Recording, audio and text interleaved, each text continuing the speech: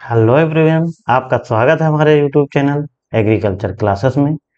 आज हम डिस्कशन करने वाले हैं ड्राई लैंड एग्रीकल्चर के बारे में और हम उसको समझने की कोशिश करेंगे।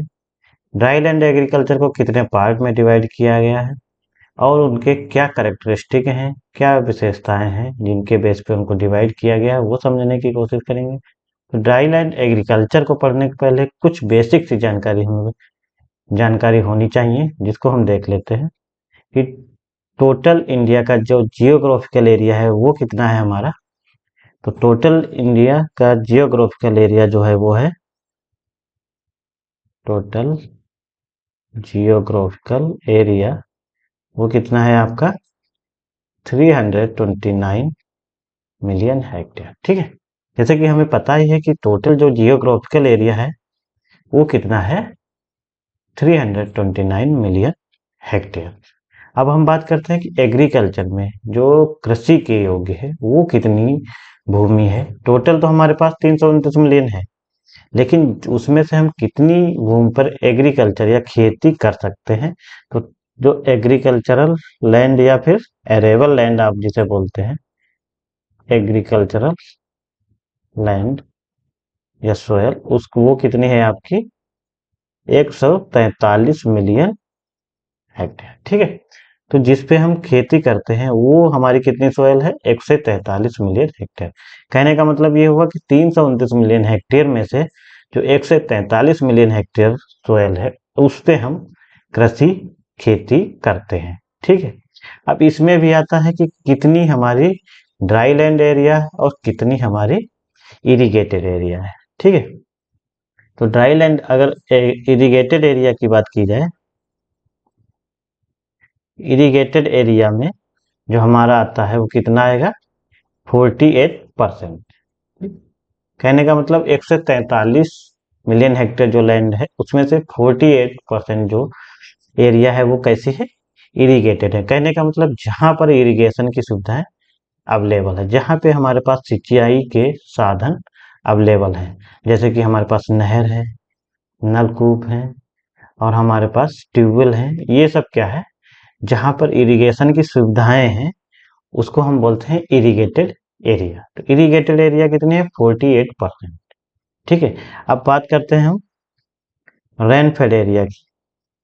तो रेनफेड या ड्राई ड्राई लैंड एरिया जो आपकी है वो कितनी है 52%। ठीक है, 52% जो एरिया है वो ड्राई लैंड एग्रीकल्चर के अंदर आता है और 48% एरिया है वो आपका इरिगेटेड एग्रीकल्चर के अंदर आता है। ठीक है, तो जो एग्रीकल्चर योग्य भूमि है जिसपे हम खेती कर सकते हैं वो कितनी है 143 मिलियन हेक्टेयर, जिसमें से लगभग 48% या आप कह सकते हैं इरिगेटेड एरिया है कितनी 48%, और जो आपकी 52% एरिया बचती है वो किस में कंसीडर की जाती है, ड्राई लैंड एग्रीकल्चर में।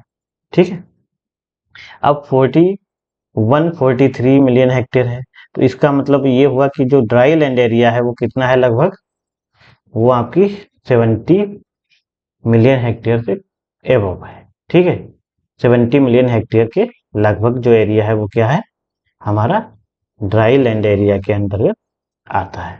ठीक है, तो ये कुछ बेसिक सी जानकारी थी। अब हम अपने टॉपिक पे आते हैं, ड्राई लैंड एग्रीकल्चर पे। इंट्रोडक्शन। तो growing of crop entirely under rainfed condition is known as dry land agriculture depending on the amount of rainfall received. ठीक है, इसका मतलब है, सीधा सा मतलब ये है कि ड्राई लैंड एग्रीकल्चर का मतलब ये है कि जहाँ पे टोटली डिपेंड होता है रेनफॉल पे। ठीक है, वहां पे क्रॉप कि, कितनी ग्रो की जाएगी, वहां पे इरिगेशन की कोई भी फैसिलिटी नहीं होती, वहां पे जो भी खेती की जाती है वो किसके आधार पे की जाती है, बरसात के आधार पे या रेनफॉल के आधार पे की जाती है। उसे हम बोलते हैं ड्राई लैंड एग्रीकल्चर।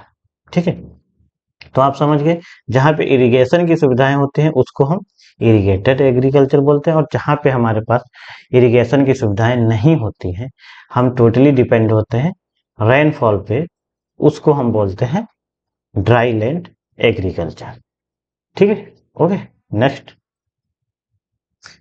इसको फिर हमने कितने 3 पार्ट में डिवाइड किया गया है। ठीक है, तो जो आपका ये है इसको 3 पार्ट में डिवाइड किया गया है। ड्राई लैंड एग्रीकल्चर, जो आपका ड्राई लैंड एग्रीकल्चर है उसको कितने पार्ट में डिवाइड किया, 3 पार्ट में। कौन से, एक तो dry farming,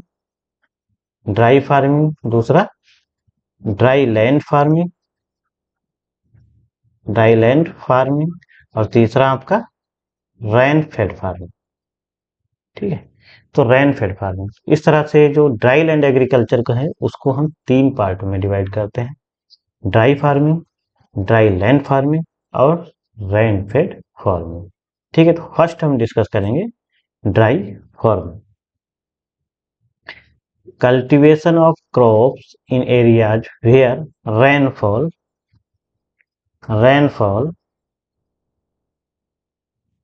is less than 750 millimetre per annum. ठीक है, तो कहने का मतलब ये हुआ कि जहां पे जो बरसात है वो 750 मिलीमीटर पर एनम, मतलब प्रति ईयर या प्रत्येक वर्ष में 750 मिलीमीटर से कम बरसात होती है, उसको हम बोलते हैं, वहां पे जो हम खेती करते हैं उसको बोलते हैं ड्राई फार्मिंग। ठीक है, ड्राई फार्मिंग क्या होता है, जहां पे बरसात जो होती है वो 750 मिलीमीटर से कम होती है, वो भी कब, प्रति ईयर में, मतलब प्रत्येक पर एनम जब बरसात कम होती है तो उसे हम बोलते हैं ड्राई फार्मिंग। ठीक है, ड्राई फार्मिंग और कैरेक्टरिस्टिक क्या है, प्रोलॉन्ग ड्राई स्पेल। ठीक है, इसमें क्या होता है कि ड्राई फार्मिंग में क्या है कि जो आपका प्रोलॉन्ग ड्राई स्पेल के चांसेस रहते हैं। ठीक है, किसके चांसेस रहते हैं, प्रोलॉन्ग ड्राई स्पेल के। ठीक है, कहने का मतलब ये हुआ कि यहाँ पे ड्राई स्पेल के चांसेस ज्यादा है ड्यूरिंग क्रॉप के पीरियड के टाइम पे, मतलब जब हम क्रॉप ग्रो करते हैं तो वहां पे सूखे के चांसेस, सूखे का जो ड्यूरेशन है उसके चांसेस बढ़ जाते हैं, किसमें, ड्राई फार्मिंग में। आर मोस्ट कॉमन, ये बहुत ही कॉमन होते हैं किसके अंदर, ड्राई फार्मिंग के अंदर। आगे क्या है, crop failure are more frequent under dry farming condition.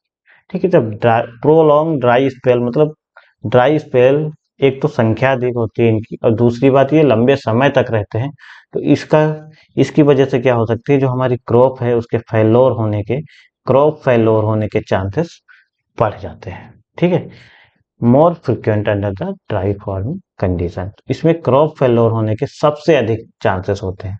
कहने का मतलब ये हुआ कि जो हमारी ड्राई फार्मिंग है, ड्राई लैंड फार्मिंग है और रेन फेड फार्मिंग है, उसमें सबसे ज्यादा जो क्रॉप फेलोर होने के चांसेस होते हैं वो ड्राई फार्मिंग में होते हैं। ठीक है, डायरेक्ट क्वेश्चन पूछा जाता है कि जो हमारा ऐसा कौन सा फार्मिंग है जिसमें सबसे ज्यादा क्रॉप फेलोर होने के चांस होते हैं, तो वो ड्राई फार्मिंग में होते हैं। क्यों होते हैं, क्योंकि इसमें प्रोलॉन्ग, मतलब लंबे समय तक ड्राई स्पेल चलता है, जिसकी वजह से हमारी क्रॉप जो होती है वो फेलोर हो सकती है। ठीक है,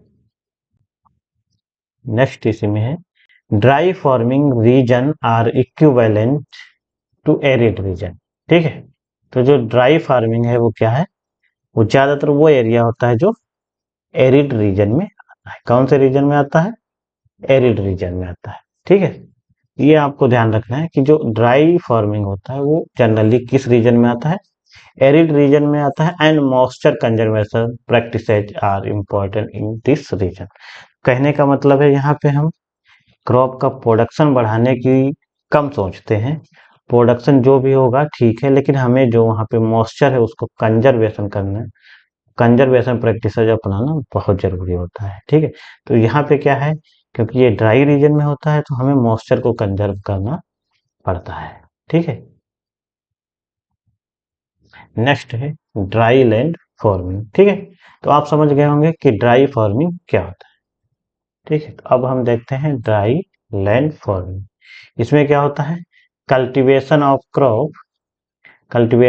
crop area receiving rainfall 750 to 1150। ठीक है, तो इसमें क्या है, जो रेनफॉल है वो कितना है, 750 टू 1150। ठीक है, 750 से 1150 मिलीमीटर पर एनम बरसात होती है, is known as dry land farming. तो आप कह सकते हैं कि जो ड्राई फार्मिंग है उससे ज्यादा बरसात होती है, कितना 750 से लेके 1150 तक, तो उसको हम बोल देते हैं ड्राई लैंड फार्मिंग। ठीक है, तो ड्राई फार्मिंग में क्या होता है, जब लेस देन 750 मतलब 750 से कम मिलीमीटर से कम बरसात होती है। और ड्राई लैंड फार्मिंग में क्या होता है, जब 750 से ज्यादा और 1150 से कम बरसात होती है, उसको हम बोलते हैं ड्राई लैंड फार्मिंग। ठीक है,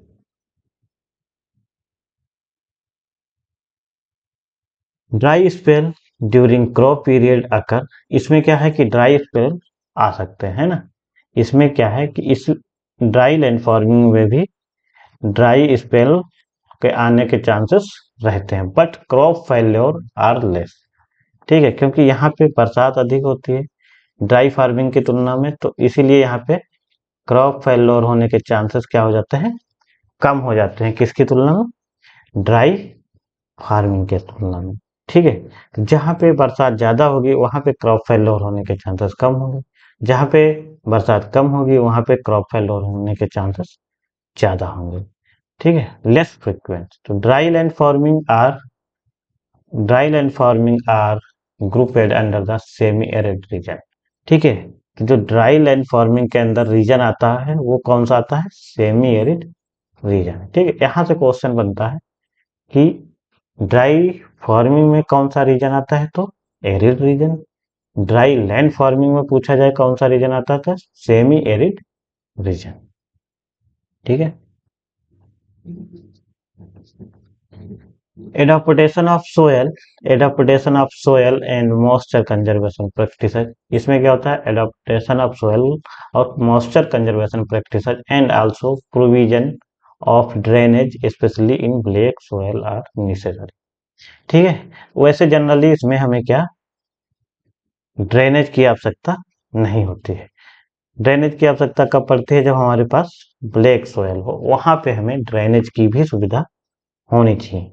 ठीक है, वैसे बेसिकली इसमें ड्रेनेज की जरूरत नहीं पड़ती है। अगर हमारी सैंडी सोयल है, अदर सोयल है, तो उसमें हमें ड्रेनेज की व्यवस्था उतनी ज्यादा नहीं करनी पड़ती है। लेकिन अगर ब्लैक सोयल है तो हमें ड्राई लैंड फार्मिंग में ड्रेनेज की व्यवस्था करनी पड़ती है, जबकि ड्राई फार्मिंग में हमें ड्रेनेज की कोई भी व्यवस्था करनी नहीं पड़ती है। ठीक है, दूसरी चीज क्या है कि ड्राई लैंड फार्मिंग में एक और चीज है जो आपका है क्या, इवापोरेशन, जो इवेपो ट्रांसपायरेशन होता है ना। तो इवेपो ट्रांसपायरेशन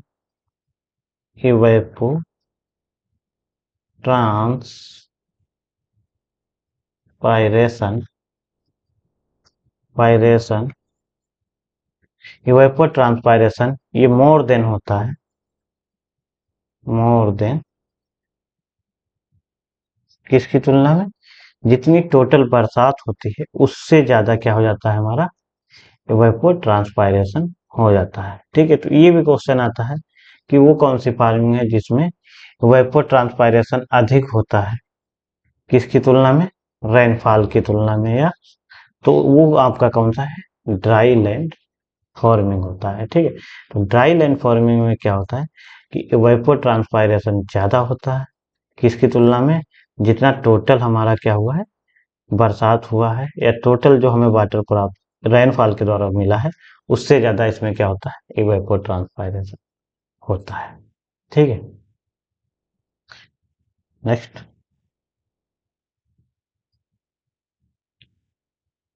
रेन फेड फार्मिंग। ठीक है, तो रेन फेड फार्मिंग क्या होता है, cultivation of crop region receiving more than 1150।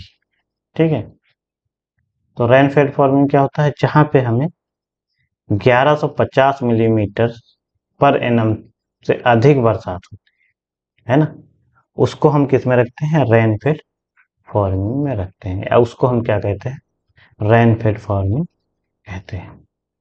ठीक है, it is practised in humid region. और ये कौन से रीजन में पाई जाती है, जो रेन फेड फार्मिंग होती है वो कहाँ पे होती है, ह्यूमिड रीजन में होती है। ठीक है, ह्यूमिड रीजन में होता है। कौन से रीजन में? Humid region where crop failure are rare. ठीक है, तो इसमें क्या है कि जब मॉइस्चर की कमी नहीं होती है तो हमारे जो क्रॉप फेल्योर होने के या क्रॉप के खराब होने के या उसके डैमेज होने के चांसेस जो हैं, फसल हमारी है उसके डैमेज होने के चांसेस घट जाते हैं। ठीक है, and drainage is the important problem. ठीक है, तो यहाँ पे क्या है कि जो इवेपोर ट्रांसपायरेशन है वो आपका जितनी भी रेनफॉल होती है उसकी तुलना में कम होता है। ठीक है, और ड्राई लैंड फार्मिंग में क्या था कि इवेपो ट्रांसपायरेशन मतलब इवापोरेशन प्लस ट्रांसपायरेशन दोनों दोनों चीजें मिला के जो रेनफॉल होता था वो उससे अधिक होते थे। ठीक है, लेकिन यहाँ पे क्या है रेन फेड फार्मिंग में कि जो इवेपो ट्रांसपायरेशन है वो लेस होता है। किससे? आपका रेनफॉल से। जितनी भी रेनफॉल होती है जो हमें रेनफॉल के द्वारा वाटर मिलता है उसकी तुलना में जो इवेपो ट्रांसपायरेशन है वो क्या होता है? कम होता है। ठीक है,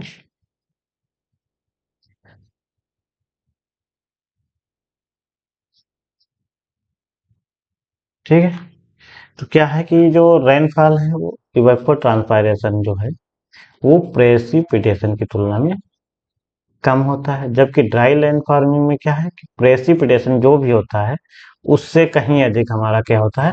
इवेपो ट्रांसपायरेशन होता है। ये बात आप ध्यान रखेंगे कि रेन रेन रेनफेड फार्मिंग में क्या है?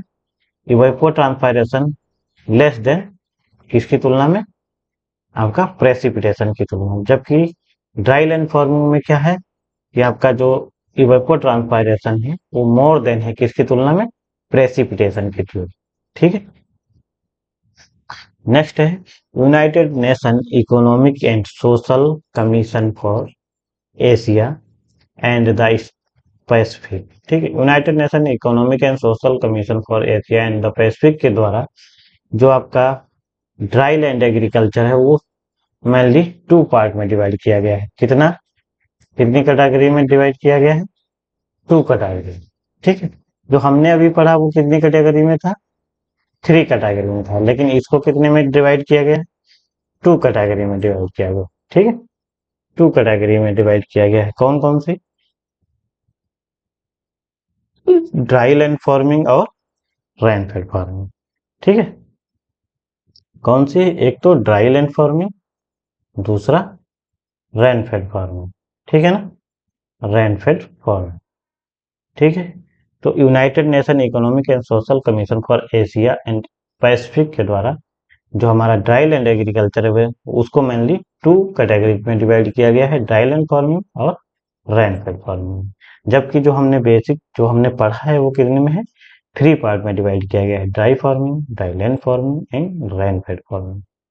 Okay,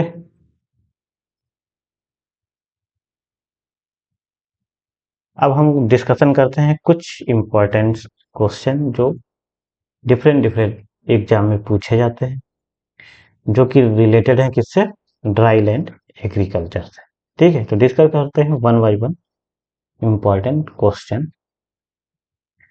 cultivation of crop in area where the average annual rainfall less than 750 millimetre per annum, उसको हम क्या बोलते हैं? ड्राई फार्मिंग बोलते हैं। क्या बोलते हैं? ड्राई फार्मिंग बोलते हैं। ठीक है, जब बात 750 मिलीमीटर से कम की आएगी तो क्या बोलेंगे? ड्राई फार्मिंग बोलेंगे। ठीक है, next question. Cultivation of crop cultivation of crop receiving rainfall 750 to 1150। अगर 750 मिलीमीटर से 1150 मिलीमीटर पर एनम बरसात होती है तो हम ऐसी फार्मिंग को क्या बोलते हैं? ड्राई लैंड फार्मिंग बोलते हैं। ठीक है, तो ड्राई लैंड फार्मिंग तो कैसे क्वेश्चन पूछे जाते हैं वो हम यहाँ से समझते हैं। तो ड्राई फार्मिंग किसको बोलते हैं? ड्राई लैंड फार्मिंग से कैसे क्वेश्चन आता है वो हमने समझ लिया। नेक्स्ट क्वेश्चन है the area receiving average annual rainfall more than 1150 millimetre per annum called rainfed farming. ठीक है, तो जब बरसात क्या है 1150 मिलीमीटर से अधिक होती है, वो 1150 से अधिक होती है तो ऐसी फार्मिंग को बोलते हैं रेनफेड फार्मिंग, जहां पे हमको क्या होता है कि ड्रेनेज की व्यवस्था करनी ही पड़ती है ना, क्योंकि यहाँ पे क्या है, इवेपोट्रांसपायरेशन लेस होता है, लेस देन होता है किसकी तुलना में, प्रेसिपिटेशन की तुलना में। ठीक, नेक्स्ट क्वेश्चन देखते हैं, crop growing duration of dry land farming. ठीक है, तो यहाँ पे जो क्वेश्चन बनाया गया है, ये क्वेश्चन पूछे जाते हैं, crop growing duration of dry land farming. अगर हमें ड्राई लैंड फार्मिंग करनी है तो वहां पे जो क्रॉप हम ग्रो करेंगे उसका जो ड्यूरेशन होगा क्रॉप का, वो कितने दिन होना चाहिए। ठीक है, तो वो आपका होना चाहिए 75 से 120 दिन। ठीक, कितने दिन, 75 से 120। ठीक है, क्या होता है कि जैसे जैसे क्रॉप का ड्यूरेशन बढ़ता जाता है वैसे वैसे हमें इरिगेशन या ज्यादा वाटर की आवश्यकता होती है क्रॉप को। तो वो डिपेंड करता है कि हम कौन सी फार्मिंग कर रहे हैं, तो उसी के अनुसार हम क्रॉप को, ड्यूरेशन को, उस ड्यूरेशन के हिसाब से ही हम क्रॉप को अपनी फील्ड पे ग्रो करते हैं या उगाते हैं। ठीक है, यहीं पे अगर बात की जाए कि ड्राई फार्मिंग में हम जो क्रॉप ग्रोइंग ड्यूरेशन होगा वो कितने दिन का होगा, तो जब बात ड्राई फार्मिंग की होगी तो ये ड्यूरेशन कितना होगा, जब बात ड्राई फार्मिंग की होगी, ड्राई फार्मिंग, तो ये ड्यूरेशन घट के कितना रह जाए, लेस देन 75 डेज। ठीक, तो ये घट के कितना रह जाएगा, लेस देन 75 डेज। ओके, आप समझ गए। तो इस तरह से क्या होता है, ये क्वेश्चन डिफरेंट एग्जाम जो एग्रीकल्चर से रिलेटेड है उसमें आते रहते हैं। जैसे अब नेक्स्ट क्वेश्चन यहीं से बन सकता है कि अगर हमारी रेन फेड एरिया है या रेन फेड फार्मिंग करनी है तो वहां पे जो क्रॉप का ड्यूरेशन होगा वो कितना होगा, तो वो आपका 120 से एबव हो सकता है और ये 200 डेज तक जा सकता है। ठीक है, तो आपको ये ध्यान रखना है। Next question, the most dangerous situation in dry land condition is, the most dangerous situation in dry land condition is, तो अर्ली विड्रॉल ऑफ वाटर। ठीक है, ये क्या है कि मतलब जो वाटर का ड्यूरेशन है वो इतना कम हो जाता है, जो रेनफॉल होती है उतनी कम दिन होती है, उससे क्या होता है कि हमारा मोस्ट डेंजरस सिचुएशन हो जाता है, जो हम फसल लगाए रहते हैं उसको जब रिक्वायर होता है, वाटर की आवश्यकता होती है, तो हमें उस क्रॉप को हम वाटर या रेनफॉल कम होने की, जल्दी से विड्रॉ हो जाने की वजह से जो हमारी फसल होती है उसको बहुत ज्यादा नुकसान पहुंचता है। ठीक है, नेक्स्ट क्वेश्चन है, the length of growing period suitable for the intercropping system. ठीक है, अगर हम इंटरक्रॉपिंग सिस्टम करते हैं तो उसमें जो लेंथ रहेगी ग्रोइंग पीरियड की वो कितनी होनी चाहिए, 14 to 20 वीक्स। ठीक है, ये भी क्वेश्चन पूछा जाता है, 14 to 20 वीक्स अगर हम इंटरक्रॉपिंग कर रहे हैं तो।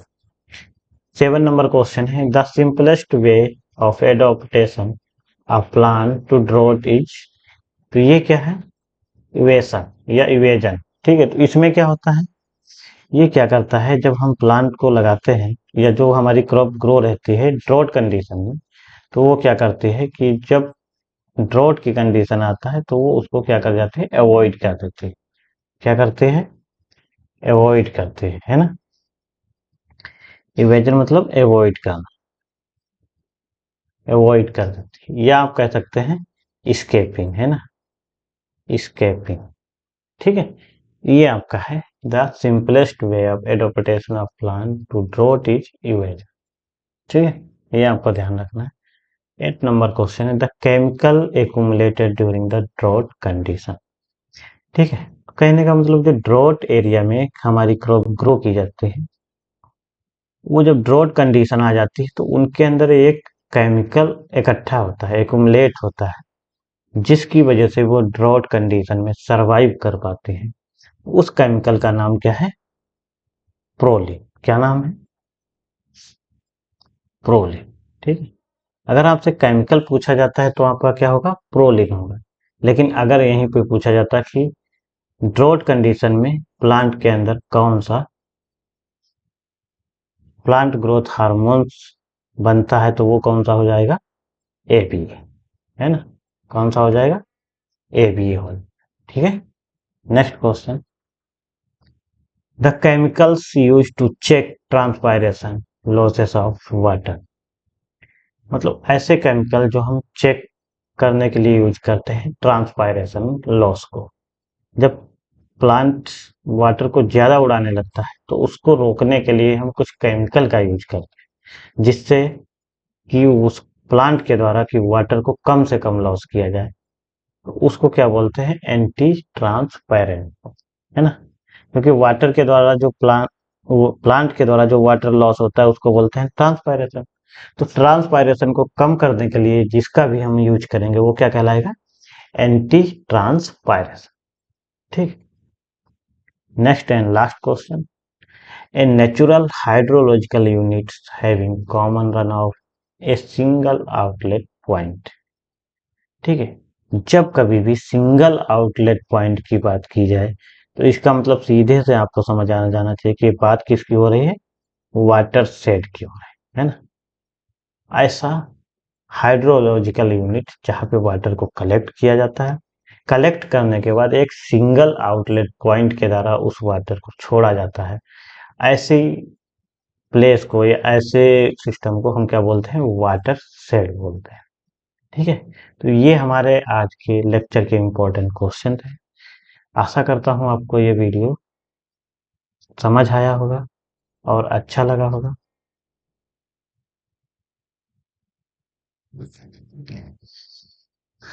तो थैंक यू। और अगर आपको ये वीडियो अच्छा लगा है तो लाइक करें, शेयर करें और हमारे चैनल को सब्सक्राइब करना ना भूलें। जय हिंद।